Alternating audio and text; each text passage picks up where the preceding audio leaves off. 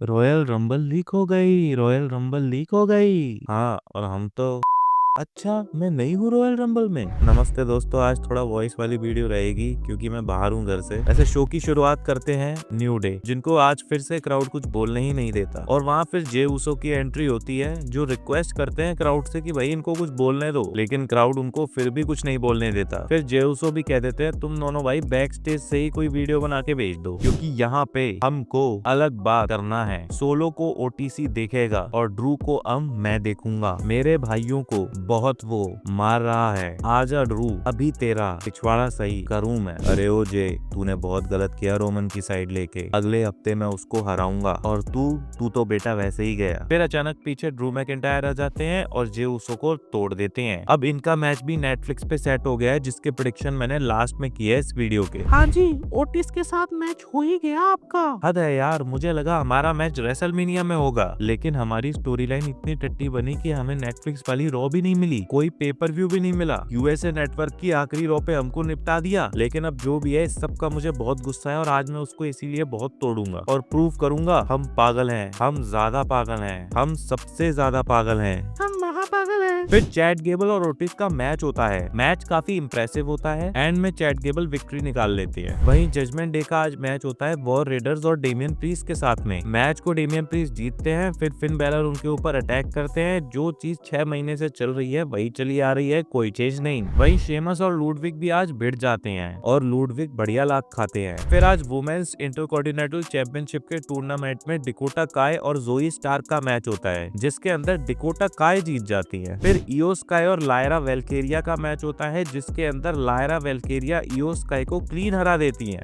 वाह, कल की आई लॉर्डिया ने इयो स्काई को हरा दिया। अब मुझे नहीं लगता कि ये लोग इयो स्काई को रॉयल रंबल भी जिताने वाले हैं, और इयो स्काई के इतने मेहनत करने के बाद भी उनका सारा मोमेंटम तोड़ दिया गया है। खैर, अब इनमें से कौन जीतेगा इंटरकॉन्टिनेंटल टाइटल, उसके बारे में मैंने एंड में बताया है। हाँ जी, आज है 2024 की आखिरी रॉ, आखिरी एपिसोड यूएसए नेटवर्क पे। क्या कहते हो, कर दे दबाल। एक हफ्ते बाद इस स्पोर्ट्स की सबसे बड़ी लड़ाई होने वाली है। 10 साल लंबी कहानी है। बेस्ट इन द वर्ल्ड जो खुद को मानता है उसकी फाइट है उससे जो बेस्ट इन द वर्ल्ड है। CM Punk versus Seth freaking Rollins. और इस फाइट के बाद मैं अगले हफ्ते भी आऊंगा, और उसके अगले हफ्ते भी, और उसके अगले हफ्ते भी, क्योंकि मैं यही करता हूँ। लेकिन पंक का कुछ पता नहीं कब कहाँ टूट जाए और अपनी गोटियां लेके घर बैठ जाए। गोटियां लेके घर पे बैठूंगा? अबे साले, WWE की चाटने वाली लाइनें मत बोल। और गोटियां तो तेरी पत्नी पे भी बड़ी थी ना, कहाँ बैठी है वो? घर पे। तू इन लोगों को प्रूव करना चाहता है ना मैंने इनको छोड़ दिया, ये चीज प्रॉब्लम है? नहीं, बल्कि प्रॉब्लम ये है कि मैंने तुझे छोड़ दिया। मैं परेशान था तो मुझे ये जगह छोड़नी पड़ी। तू रहा क्योंकि तुझे ये सब अच्छा लग रहा था। हम दोनों ने अपने हिसाब से डिसीजन लिया, मुझे कोई दिक्कत नहीं है उसमें। और रही बात टूटने टुटाने की, तो 10 मंथ पहले से बात करते हैं ना। तेरी नाड़ कैसी है, तेरा घुटना कैसा है, तेरा पेट कैसा है जिसपे ब्रॉन्सन रीड ने कूद कूद के उसको तोड़ दिया था और तेरी इज्जत उतार दी थी। वहीं मैंने उस ब्रॉन्सन रीड की एंकल तोड़ के उसको घर बिठा दिया। मैंने पहले भी कहा था मैं दोस्त वोस्त बनाने नहीं आया हूँ यहाँ पे, मैं पैसे बनाने आया हूँ। लेकिन तुझे बड़ी दिक्कत है मेरे पैसे बनाने से, जल कुकड़े। बस बस, बहुत बोल लिया तू। पहली बात तो जो तूने मेरी बीवी की करी है, तो मैं बता दूं, मेरी बीवी ने अपने बच्चे को पालने के लिए ब्रेक दिया है, जिसके बारे में तू नहीं समझेगा क्योंकि बच्चा तो हो नहीं रहा ना तेरे से। वहीं तूने हर टाइम इस कंपनी की बेइज्जती करने की कोशिश की। पहले अपने दोस्तों के पॉडकास्ट पे जाके इसकी इज्जत उतारी, फिर इंटरव्यूज में तूने बेइज्जती की, फिर तूने बढ़िया पैसा एक दूसरी कंपनी से भी कमाया